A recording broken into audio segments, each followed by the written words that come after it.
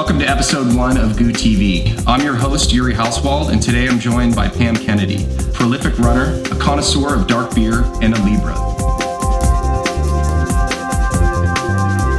So Pam, today we're going to talk about the benefits of technology for endurance athletes.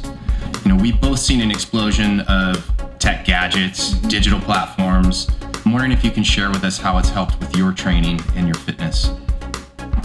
Sure. I run with a GPS watch, and it gives really helpful real-time information on your pace, on the distance you've gone, on your heart rate, and that can be really helpful in training and in racing. You can check your pace to make sure you haven't gone out too fast in a race. You can also check your pace when you're doing a workout and maybe you need to pick it up a little. Okay, how about this? Do you ever go back and look at past data?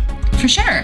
It's great to look back and see how you've progressed over time, or specifically how a race that you did in the past compares to a race that you do again.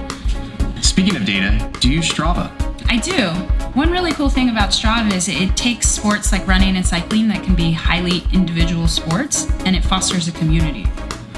So have you actually met friends through Strava? I have. I've actually gotten a couple dates through Strava as well. So who knew Strava could be a dating platform? So how did that work out for you? He talked about Strava a little bit too much.